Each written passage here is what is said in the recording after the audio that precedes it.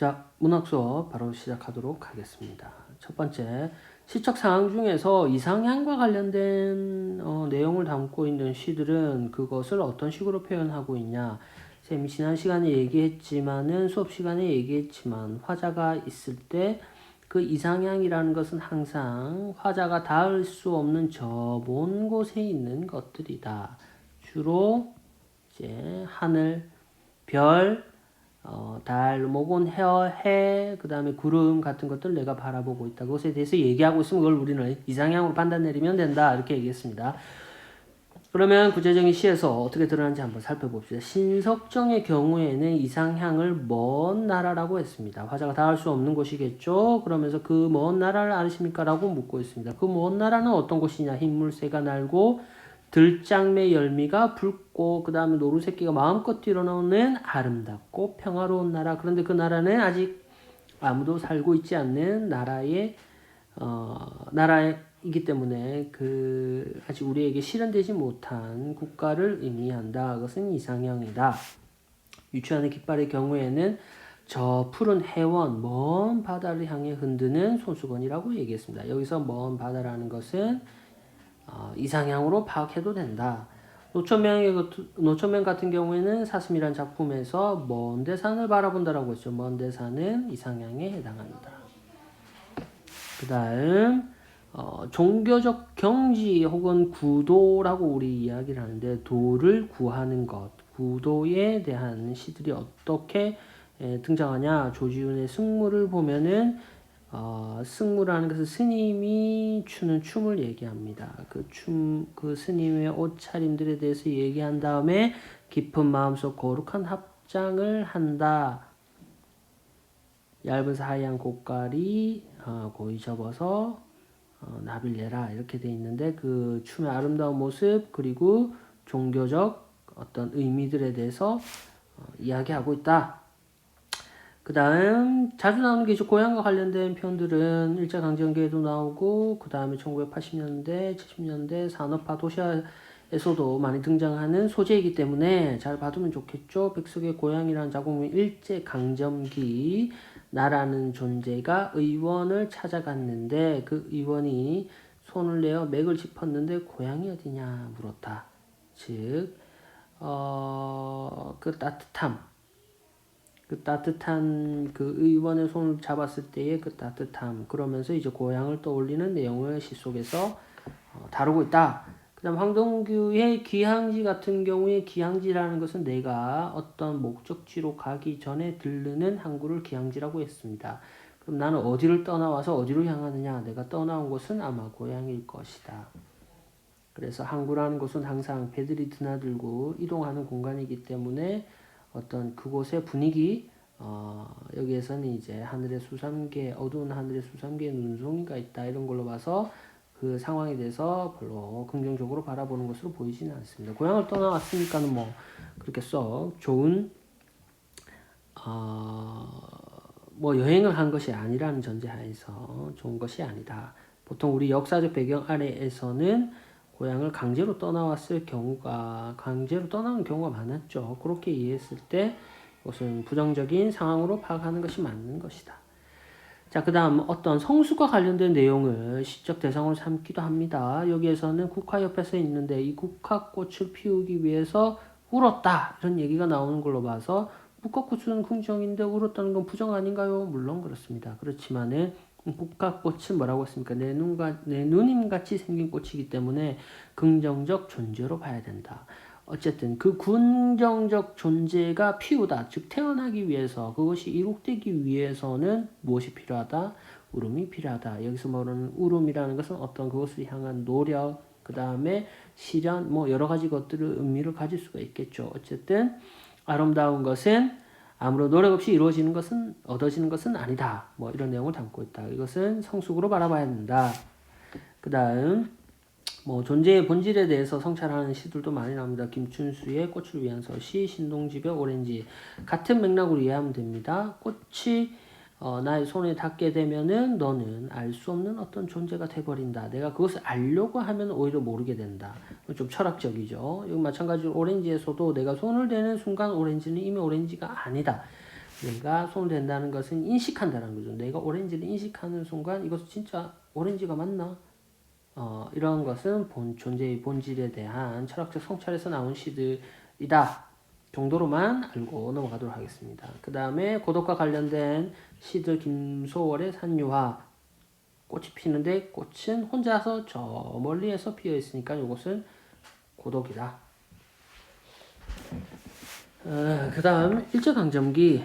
일제강점기에 잃어버렸으면 뭘 잃어버렸겠습니까? 윤동주라는 작가와 길을 잃어버렸다. 그러면은 이제 우리 민족 혹은 우리의 역사, 우리의 국가 뭐 여러 가지 것들이 이해될 수 있을 것이다.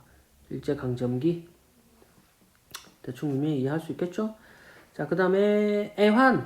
애환은 항상 가난하고 또 세트라고 쌤이 얘기했습니다. 어떤 방식으로 나오냐? 진주장터 생어물전. 장터에 물고기를 파시는 거죠. 누가? 우리 엄마가. 그런데 이것이 한이었고 우리는 모두 골방에서 손시리게 떨었기 때문에 이것은 가난과 관련이 깊다. 삶의 애환과 관련된 시들이 또 이런 식으로 나온다. 정도로 해두고 자 일제강점기에 있는 시들 한번 쭉 그냥 읽어만 보시면 됩니다. 다 이해 못해도 됩니다. 대표적으로 이제 한영훈님의 님의 침묵. 님은 같습니다. 사랑하는 나의 님은 같습니다. 여기서 말하는 님은 누구냐? 뭐 여러 가지가 될 수가 있다. 진짜 내가 사랑하는 사람이 될 수도 있을 것이고 아니면은 어떤 종교와 관련된 거 절대자일 수도 있고 아니면은 뭐 우리의 조국과 관련된 민족과 관련된 존재일 수도 있다. 민족일 수도 있다. 어쨌든 일제강점기 한용운 님 이렇게 하면 이렇게 해석이 될 것이고 이것의 정확한 의미 혹은 정확하다라기보다는 어떤 식으로 바라볼 건지는 어디에 등장한다? 보기에 등장하니까 보기가 시키는 대로 작품을 이해하면 됩니다.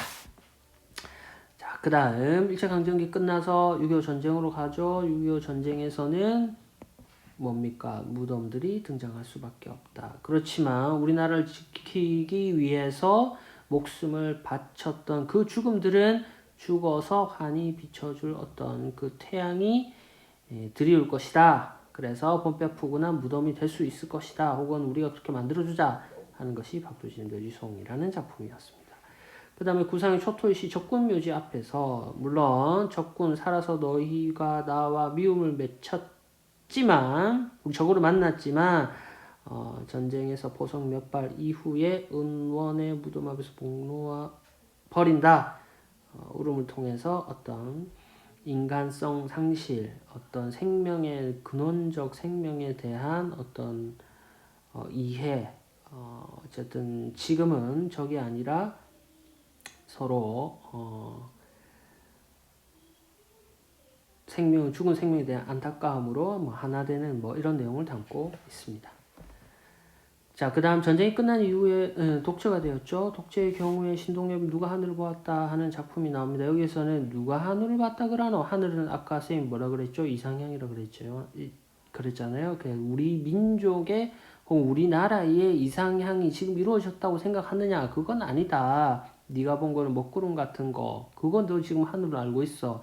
지금 머리를 덮고 있는 것은 쇠항아리다. 여기서 쌤이 이제 중요한 쇠라는 것이 등장을 하면은 물론 여러 가지 의미로 사용이 될 수 있습니다. 그렇지만 얘가 권력, 그 다음에 뭐 독재, 뭐 힘으로 사용이 됐을 때 얘는 이제 쇠는 부정적 이미지에 해당한다. 어쨌든 뭐 이 총 이런 걸로도 사용되기도 합니다.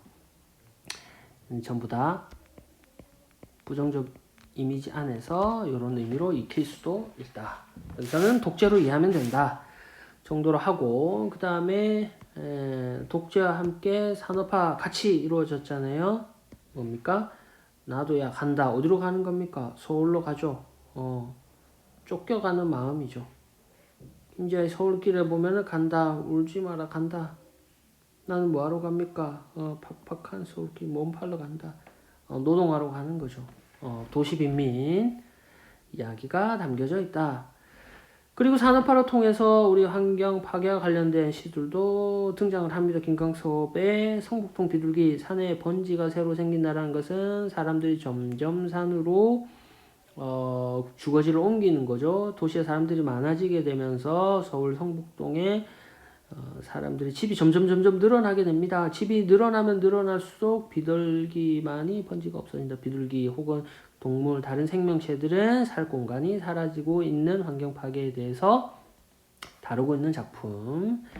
그 다음에 가난한 농민과 노동자, 삶의 애환과 관련된 거겠죠. 정유성의 저문강의 삽을 씻고라는 작품을 보면은 강변에 나가 삽을 씻으며 슬픔을 퍼다버린다. 애환이죠. 그런 작품들도 있었다. 그리고 이제 우리가 이번 시간에 이제 본격적으로 한번 살펴볼 부분은 상황, 정서, 태도. 상황 정서가 마이너스, 부정적 상황, 부정적 정서일 때 태도는 리액션이잖아요. 마이너스일 수도 있고 플러스일 수도 있다. 소극적, 부정적 혹은 적극적, 긍정적. 태도에는 두 개로 또 나뉜다. 상황을 제거할 것이냐, 플러스 태도에는 상황을 제거할 것이냐, 정서를 제거할 것이냐. 오늘 시간에는 요것과 관련된 것들. 상황을 제거하는 경우에는 그 상황과 대결하고, 투쟁하고, 저항하고, 맞서는 거죠. 그 다음, 정서를 제거하는 경우에는 순응하고, 포용하고, 그 다음 여기 중요하죠. 승화, 초월 이런 방법을 사용하기도 합니다. 방법이라는 것은 이제 시적 내용이 그런 내용들이 담겨 있다. 이렇게 이해를 하면 되고 신경님의 농무라는 작품을 보고 일단 한번 구체적으로 얘기를 나눠보겠습니다. 수업 시간에 쌤이 좀 많이 다루지 못해가지고 영상을 꼭 보고 이 부분은 좀 필기를 하든지 꼭 다시 한번 더 봐줬으면 좋겠습니다. 자, 징이 울린다, 막이 내린다. 제목이 일단 농무죠. 신경님의 농무. 징이 울린다, 막이 내렸다. 뭐가 끝났죠? 공연이 끝난 거겠죠. 오덕나무 전등에 들린 가설 무대, 임시 무대를 얘기합니다. 구경꾼들이 돌아오고 난 텅 빈 운동장. 자, 쌤이 이제 1 이런 식으로 해놨잖아요. 여기도 2가 나오고 하는데 이건 이제 공간이 어떤 식으로 이동되는지를 쌤이 순서대로 적어 놓은 겁니다. 자, 텅 빈 운동장. 사람들 다 사라지니까 텅 빈 운동장이었죠. 우리는 분이 진 얼굴로 하고 있으니까는 화장 혹은 분장을 한 거겠죠. 그러니까는 우리가 침작할 수 있죠. 무엇을? 공연자가 화자임을. 여기 나와 있죠. 화자는 공연자일 것이다. 그런데 그러니까 농무는 농민들이 추는 춤 혹은 악기와 함께 하는 공연 이런 것들을 농무라고 하는데 그러면은 이 사람들은 공연자이자 농민일 것이다. 다시 본문으로 가겠습니다. 학교 앞 소주집에 몰려 공연이 텅 빈 운동장에서 소주집으로 갔죠. 그리고 술을 마십니다. 그런데 정서가 등장을 하죠. 중요합니다. 매우 중요하죠. 답답하고 고달프고 원통하다. 그러면 이 정서는 어디에서 나왔느냐?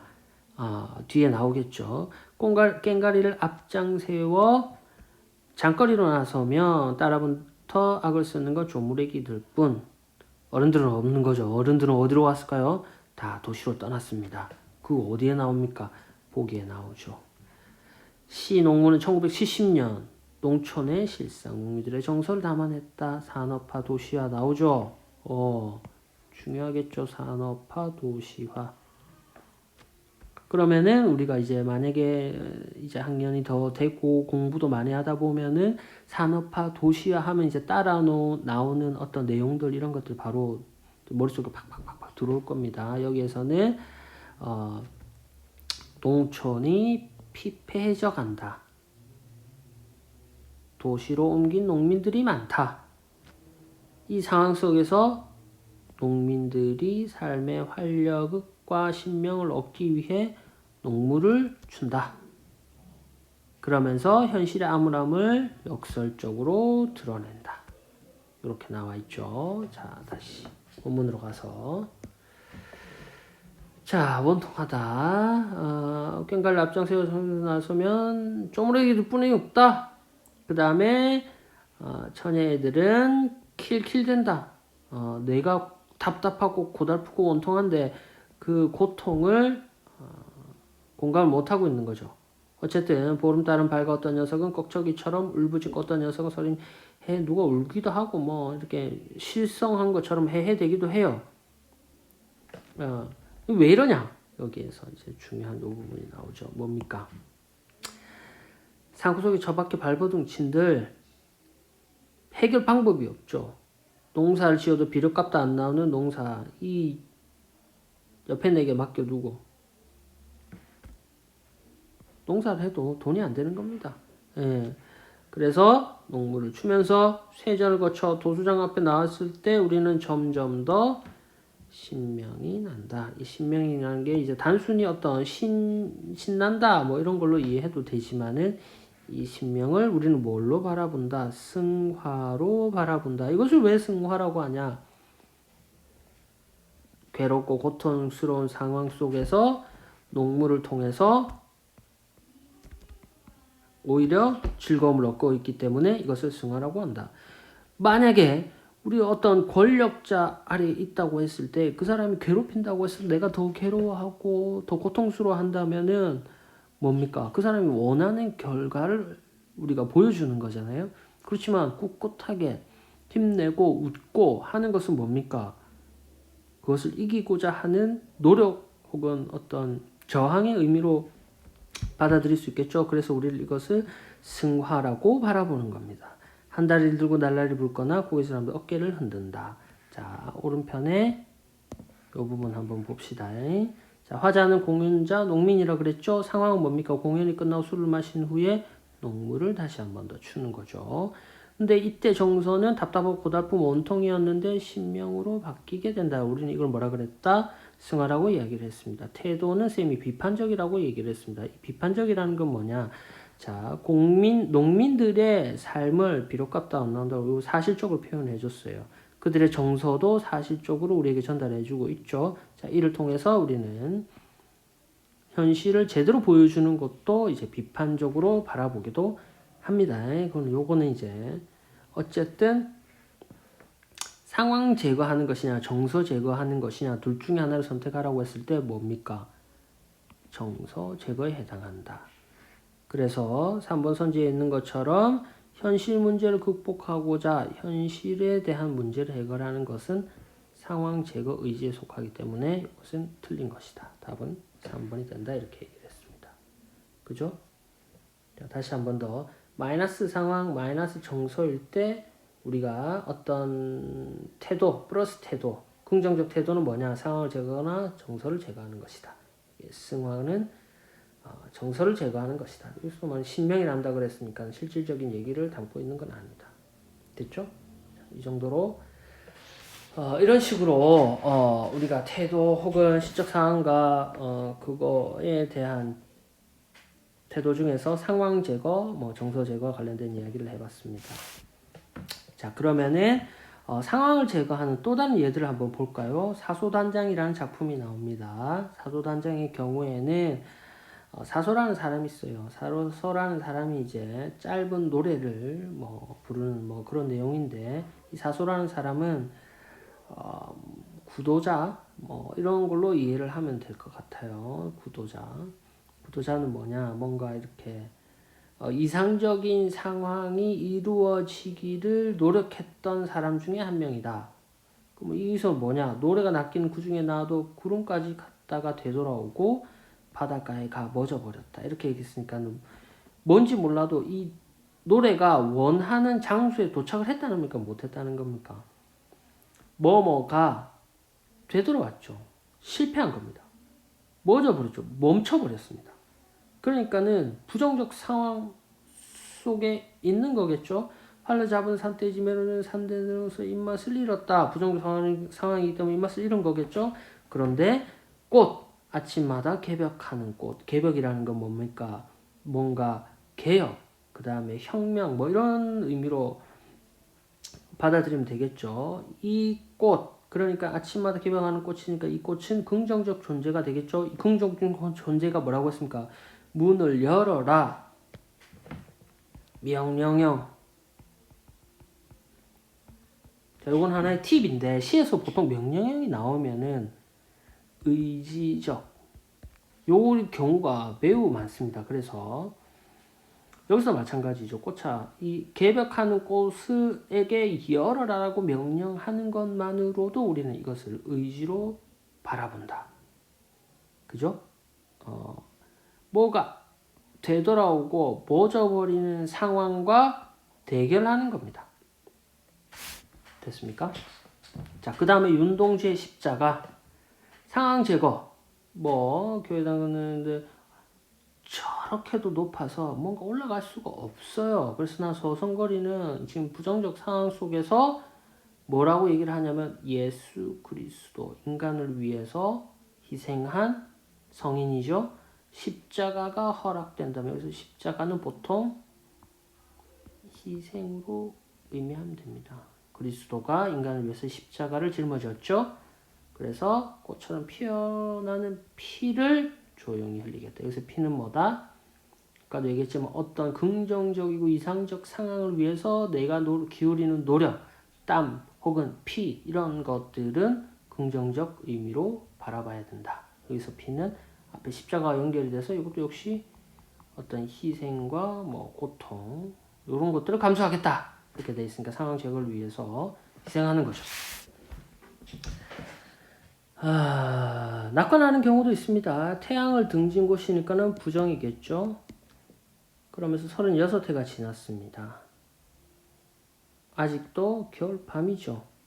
아직도 차갑습니다. 역시 아직도 부정적 상황이지만 어느 언덕에 아늑히 안겨 보리라 미래에 대해서는 긍정하는 것이다. 그래서 이것을 우리는 낙관으로 본다. 이게 이제 상황 제거. 그 다음 정서 제거. 아까처럼 농무처럼 김현승의 눈물. 여기서 우리가 알아야 될 것은 참 슬프게도 자식을 잃고 난 이후에 쓴 시라는 것을 전제했을 때 꽃이 시듬 아이가 죽음을 보시고 열매를 맺겠다라는 것은 성숙하게 되었다. 아이가 태어나서 나의 웃음, 나의 행복 만드신 후에 나에게 고통을 지어주셨다. 고통은 성숙으로 이어진다. 그래서 나의 슬픔을 초국하는 거죠. 그래서 정서 제거에 해당한다. 그 다음 박목월의 이별가. 이별했겠죠. 그런데 이승 아니면 저승에서라고 연결시켜 놨던 죽음과 관련된 이별일 것이다. 여기서 뭐라고 얘기하냐? 오냐라고 순응한다. 안분지조. 만족하는 겁니다. 무엇을 만족하냐? 가난이야 한낱 남루에 지나지 않는다. 별거 아니다. 타고나 마음씨는 가릴 수 없다. 그래서 우리는 우리 새끼들을 기르면서 우리 삶에 충실하자. 안분지조. 마이너스 정서, 마이너스 태도 있습니다. 주로 잘 봐놔야겠죠. 체념하는 거죠. 이거 마이너스지. 정의성 전문가의 삽을 싣고 흐르는 것이 물뿐이야 우리의 저와 같아서 강변에 나가 삽을 싣는다는 거 봐서 어떤 농사를 짓거나 혹은 노동을 하는 노동자일 가능성이 높겠다. 그래서 나는 슬픔을 거기다 퍼다 버리는 거죠. 노동자인데 나의 정서는 뭐다? 슬픔이다. 일이 끝나 저물어 스스로가 깊어가는 강을 죽으라서 담배나 피우고 돌아갈 뿐이다. 할 수 있는 게 있습니까? 아무것도 없죠. 정서 제거합니까? 그런 것도 없습니다. 그냥 담배나 피우고 돌아갈 뿐인 거죠. 삽절을 맡긴 한 생활 이렇게 저물고 새까만 썩은 물이 달이 뜬다. 우리 저와 같아서 흐르는 물에 삽을 싣고 먹을 것도 없는 사람 가난이죠. 가난 달라집니까? 달라지지 않죠. 그래서 어떻게 되냐? 다시 어두워 돌아가야 한다. 부정적 상황 속에 부정으로 끝나는 거죠. 자, 체념입니다. 왜 체념이냐? 만약에 요 부분 보세요. 자, 요 부분. 슬픔을 퍼다 버린 데 있잖아요. 슬픔을 퍼다 버리고 뭔가 승화, 즐거움으로 넘어가거나 뭔가 다른 감정으로 넘어갔다면은 우리는 이거를 플러스 태도로 바라볼 수도 있습니다. 그런데 여기서 슬픔을 퍼다 버리고 난 이후에도 그냥 담배 피우고 돌아갈 뿐이지 뭐. 아유, 다시 어두워 돌아가야 한다. 어두운 긍정입니까? 부정입니까? 부정이죠? 부정으로 마무리된다.